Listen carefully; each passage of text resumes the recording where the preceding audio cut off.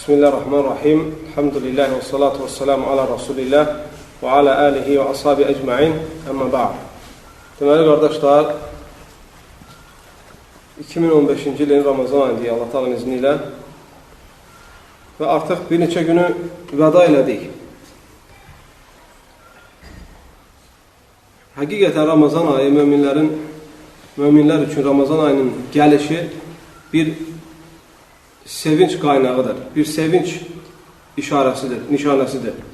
Ona görə ki, bu ayda Allah Azze və Cəllənin rəhmət qapıları açılır və cənnətin qapıları açılır, cəhənnəmin qapıları bağlanır, şeytanlar buxovlanır və möminlər üçün müjdələr var. Allah Teala əff edib mömin bəndələrini və bu ayın gedişi, naziklənməyi möminlər üçün kədər, qəm, qüssə gətirir. Çünki Allah Azze və Cəllə bir çox qullarını bu ayda azad edir cəhənnəmdən. Bir çox asi qullarını Allah Teala bağışlayır. Və müsəlman həmişə Allahın rəhmətinin içində olmağını, Allahın rəhmətinə tuş gəlməyini istəyir müsəlman daima.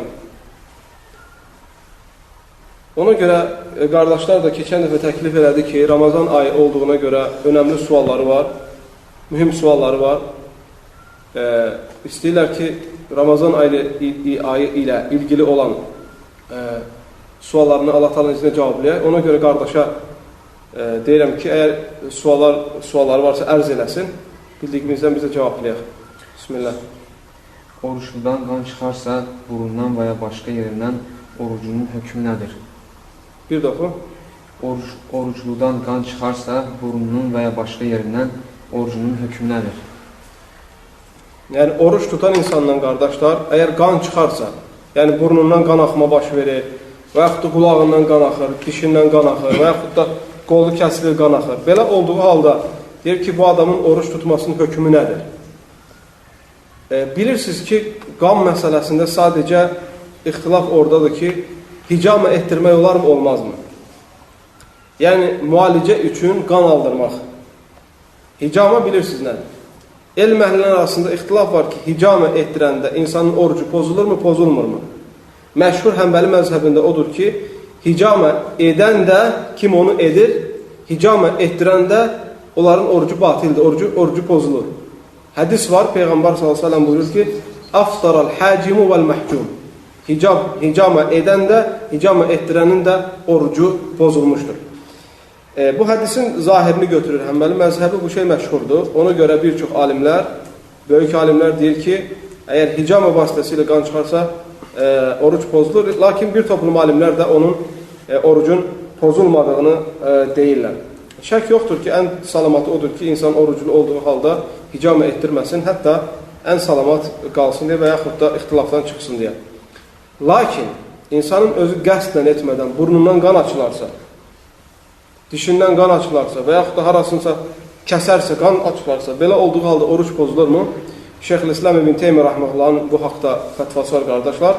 Həmçinin Şeyx Muhammed ibn Salih el-Useyminin fətvası var. Deyir ki, insanın burnundan və yaxud da başqa bir üzvündən qan gələrsə, o insanın orucuna zərər yoxdur, o insanın orucu pozulmur. Çünki bu qanın gəlməsi onun iradəsindən, istəyindən asılı deyil və insanın asılı olmayan bir şeyə insan məruz qalarsa, o zaman insan bu şeydən məsuliyyət daşımır və yaxud da insanın ibadətinə bu şeyin zərəri yoxdur. Ona görə də xülasə rəy bu məsələdə odur ki, kimin burnundan, dişindən və yaxud da başqa üzvündən qan açılarsa, həmin insan orucunu davam edir və onun orucuna heç bir xələl gətirmir. Allahu aləm. Əlbəttə, sual, oruclukən diş çıxartmaq olarmı? Oruclukən diş çıxartdırmaq olarmı? Bu da bayaqki sualda bunun cavabı əslində var idi. Çünki insan dişi heç kəs, yəni kimdir durduğu yerdə gedib ağzını açıb dişini çıxartdıran? Yəni sizin içinizdə kimsə var mı? Gedib oturub ağzını açırsan ki, mənim dişlərimi söktüyünə. Bu şey tarixdə olan şey deyil, qardaşlar. Çünki insan həyatında, insan vücudunda ən önəmli iki şey var. Hər şey önəmlidir. Lakin insanlar, xüsusən müasir dövrdə iki şeyə çox önəm verirlər. Bir göz, bir də diş. Protez taxanlardan gedin soruşun dişin qədrini. O ki, əti çəkə qoparda bilmirlər. Almanı dişləyə bilmirlər. Almanı dişləyirsə ağzında buxsavat edir. Ona görə kimsə dişini çəkdirirsə, bayaqki fətvaya baxın, o adam məcburdur bu dişini çəkdirməyə. O adam, yəni məruz qaldığı bir fəsadı ortadan qaldırır, bir ağrını, bir sıxıntını çıxardır. Ona görə elm əhli icazə verir ki, Şeyx İbn Baz Rəhməhullahın fətvası var. Şeyx İbn Baz Rəhməhullahın və həmçinin Şeyx Salih el-Fovzanın və həmçinin Şeyx Muhammed İbn Salih el-Özeyminin ki, diş çıxartdırmaq əsla oruca zərər vermir. Hətta dişi çıxartmaq üçün iynə vursalar belə. Hətta dişi çıxartmaq üçün sakinləşdirici iynə vursalar belə. Hətta qan axsa belə. Çünki bunların hamısı zərurətə görədir. Ona görə də oruca heç bir xələli yoxdur. Allahu aləm. Evet, insan iftar edir, orucunu açır, sonra təyyarə ilə səfərə çıxır və təyyarə qalxdıqdan sonra görür ki, hələ günəş batmayıb. Bunun hökmü nədir? Bu baş verir qardaşlar. Yəni, zahirən belə şeylərlə bir çox qardaşlar, səfərə çıxan qardaşlar bu şeylərlə qarşılaşır. Məsələn, Tiflisdə iftar edirsən, məğribin vaxtında iftar edirsən, orucunu açdın aeroportda, təyyarə qalxır. 10 dəqiqədən sonra görsə günəş hələ batmayıb. Hökmü nədir? Ona görə bu, belə baxsaq, hətta müasir məsələlərdən deyil. Keçmiş qədimi alimlər bunu fərz edərək danışıblar. Ki, əgər bir insan olduğu yerdə orucu açarsa, sonra bir təpəyə çıxarsa görərsə ki, günəş batmayıb. Ona görə hədis var bu barədə. Muhammed sallallahu aleyhi ve sellem bir nəfər elə bil ki, əzan verilir, iftar açılır. Bir nəfər gedir, təpəyə çıxır. Deyir ki, günəş batmayıb, günəş batmayıb. Peyğəmbər sallallahu aleyhi ve sellem onu qınayır ki, sən olduğun yerdə günəşin batmasından məsulsan, günəşin arxası ilə qaçmaqdan deyil. Başa düşürsünüz, qardaşlar. Məsələn, burada iftar vaxtı olur. Hamımız baxırıq ki, günəş batdı və burada iftar eləyirik.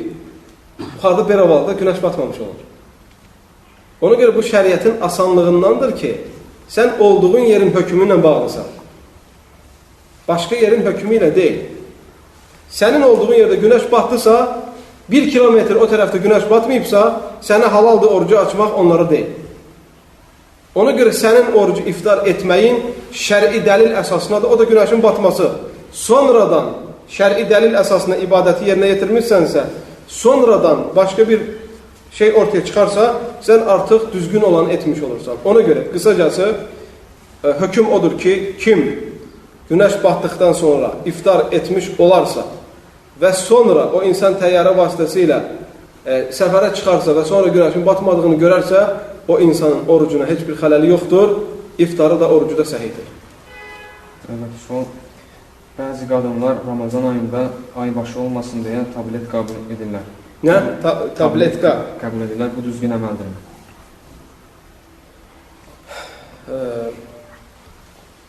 Bəzi qadınlar, qardaşlar, bilirsiniz, qadınlarda ana halı var, heyz olurlar.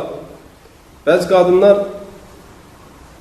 ortada günləri itirməsinlər deyə tabletkadan istifadə edirlər. Yəni, heyzin olmasına mane olan ki, hətta kamil ayı tutsunlar deyə. Sonra istəmirlər qəza etmək. Belə, yəni, heyz olmasın deyə tabletka qəbul etmək olarmı, olmazmı məsələsində məşhur, ən müasir alimlərdən Şeyx İbn Ütheyminin Rahiməhullahın fətvasına rast gəlmişəm. Təbii ki, bu cür səbəblərdən istifadə etmək müasir məsələlərdəndir. Müasir məsələlərdəndir, bu qədimi məsələlərdən deyil. Tibb inkişaf etdiyinə görə, ona görə müasir alimlər bu şeydən çox danışırlar. Əgər ona şək yoxdur ki, hökm baxımından əgər qadın tabletka qəbul edərsə, onun tutduğu oruç səhihdir. Lakin alimlər onu məsləhət görmür sadəcə. Nəyə görə? Çünki əsl odur ki, Allah kimi necə yaradıbsa, o şəkildə davam etməlidir. Allah Azza və Cəllə əgər qadınlarda bu şeyin olmasını istəyirsə, Allah da hikmət sahibidir. Onu boş-boşuna etməyib. Onu boş-boşuna etməyib. Ona görə Muhammed sallallahu aleyhi ve sellem səhih hədisdə buyurur ki, qadın heyz olduğu halda namazı qəza etmir və orucu qəza edir.